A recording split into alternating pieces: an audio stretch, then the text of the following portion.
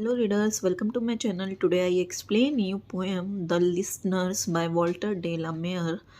Walter de la Mare 1873 to 1956 is one of the major poets of the 20th century. Walter de la Mare का birth 1873 में हुआ था and इनकी death 1956 में हुई थी और ये 20th सेंचुरी के मेजर पोइट बहुत बड़े पोइट रह चुके हैं. दो he is not modern in conventional sense yet his poetry attracts even the ultra modern readers. हालांकि परंपरागत तरीके से देखा जाए तो ये मॉडर्न नहीं थे, मीन्स आधुनिक नहीं थे, लेकिन इनकी जो पोइट्री थी आधुनिक से मॉडर्न लोगों को अट्रैक्ट करती थी. What is most remarkable is a way in which de la Mare can transform ordinary objects into something extraordinary by the sheer magic of his poetry. और सबसे ख़ास बात क्या थी कि डेला मेयर ऑर्डनरी चीज़ को, एक साधारण सी चीज़ को एक्स्ट्रा ऑर्डनरी में बदल देते थे अपने पोइट्री के प्योर मैजिक से. All the time is is poetry he sees visions and dreams. और अपनी हर पोइट्री में वो हमेशा कोई ना कोई नज़ारा, कोई ना कोई सपना देखते थे. Now let's start the poem. Is there anybody there? Said the traveller, knocking on the moonlit door, and his horse in the silence champed the grasses of the forest ferny floor.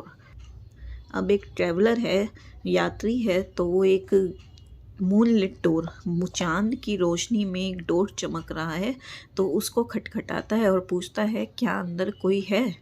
And और जो उसका घोड़ा था, उसके साथ एक घोड़ा था, तो वो घोड़ा जो है घास चर रहा था, वहाँ पे घास खा रहा था जो फॉरेस्ट फर्नी फ्लोर.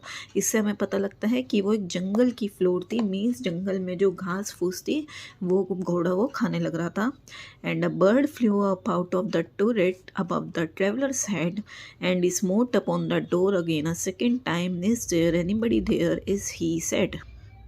और जो उस घर का टावर था वहाँ से एक बर्ड उड़ के जाती है उस यात्री के ऊपर से.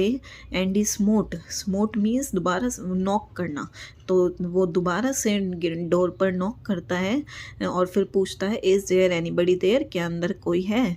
But no one descended to the traveller. No head from the leaf fringed sill leaned over and looked into his grey eyes where he stood perplexed and still. लेकिन उसने दोबारा नॉक करा, लेकिन तब भी कोई ट्रैवलर के पास नहीं आता. लीफ फ्रिंज्ड सिल मीन्स पत्तों से ढकी हुई जो खिड़कियां थी वहाँ से कोई नहीं झांकता, देखता कि उस ट्रैवलर की जो ग्रे आइज़ थी उसमें कोई नहीं देखता, मीन्स कोई उस वहाँ से उस घर से जवाब नहीं देता, कोई नहीं आता. But only a host of phantom listeners that dwelled in the lone house then stood listening in the quiet of the moonlight to that voice from the word of men. Where he stood perplexed and still. अब वो वहाँ पर perplexed means confuse खड़ा था, perplex means होता है confuse, तो वो वहाँ पे कन्फ्यूज और खड़ा था आराम से. But only a host of phantom listeners. लेकिन host means group, phantom means भूत, तो कुछ ग्रुप, भूत का कुछ कोई ग्रुप था वो उसकी आवाज़ सुन रहा था. That dwelt in the lone house and जो उस अकेले घर में रहते थे.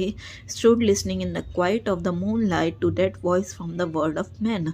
जो एक आदमी की दुनिया से, जो इंसानों की दुनिया से एक आवाज़ आ रही थी, वो चुपचाप खड़े होकर उसे सुन रहे थे.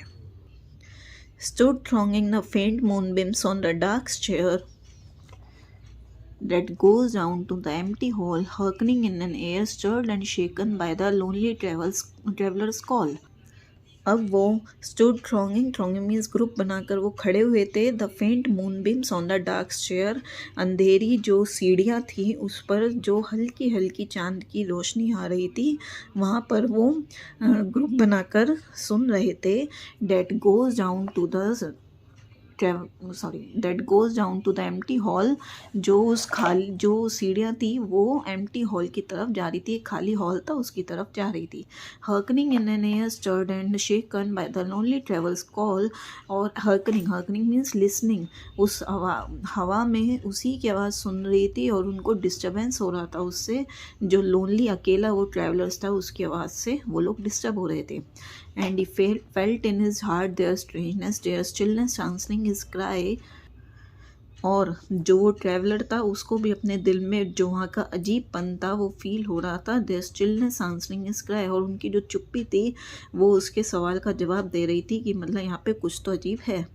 While his horse moved, cropping the dark turf neath the starred and leafy sky, और जो इतने वो आवाज़ लगा रहा होता है लेकिन उसका जो घोड़ा था वो अनडिस्टर्ब्ड, मतलब उसे कोई फ़र्क नहीं पड़ता। वो क्रॉपिंग द डार्क टफ, जो वो टफ मीन्स वो जो वहाँ की घास फूस थी वो वहाँ खाने लग रहा था स्टारों के नीचे, और जो वहाँ पे पेड़ पौधे थे उसके नीचे वो खाने लग रहा था। For he suddenly smote on the door even louder and lifted his head. Tell them I came and no one answered, that I kept my word, he said. फिर वो ट्रैवलर फिर से नॉक करता है गेट पर, और इस बार और तेज वो बोलता है अपना सर उठा के कि उन्हें बोलना कि मैं आया था लेकिन किसी ने जवाब नहीं दिया। That I kept my word, he said, और वो कहता है कि उनसे कहना कि मैंने अपनी बात रखी, मीन्स मैंने अपना प्रॉमिस किया, मैं आया था लेकिन किसी ने मेरे सवालों का जवाब नहीं दिया। Never the least made the listeners, though every word he spake fell echoing through the shadowiness of the still house, और उन भूतों ने उसके इस बात का भी कोई जवाब नहीं दिया। हालांकि जो उसने एक एक शब्द बोला था वो उस घर में उस जगह पे वो गूंज रहा था। From the only man left awake they heard his foot upon the stirrup and the sound of iron on stone, and how the silence surged softly backward when the plunging hoofs were gone. जो इंसानों की दुनिया से एक आवाज़ आ रही थी वो वहाँ पे हवा में गूंज रही थी। फिर दे heard is foot upon the stirrup, stirrup होता है जो घोड़े के ऊपर पैर रखने के लिए एक प्लेस होती है, उसे स्टिरअप कहते हैं। तो उन्हें आवाज़ आती है कि उसने अपना पैर मतलब घोड़े के ऊपर रख दिया, मीन्स वो घोड़े पे बैठ गया है जाने के लिए। And the sound of iron on stone, और घोड़ा चल रहा था, मीन्स वो लोग जा रहे थे तो घोड़े के पैर पे लोहे की नाल होती है, तो उस जब वो पत्थर पे बज रही थी तो लोहे की आवाज़ आ रही थी, तो इससे पता लग रहा था कि घोड़ा वापस जा रहा है। And how the silence surged softly backward, और धीरे धीरे जो है वो जो चुप्पी थी वहाँ पे, जो शांति थी वो धीरे धीरे वापस आ रही है। When the plunging hoofs were gone, plunging hoofs यहाँ पर उस घोड़े और उस ट्रैवलर के लिए कहा गया है कि मीन्स जब वो चले गए तो वहाँ पे जो साइलेंस थी वो फिर से वापस आ गई।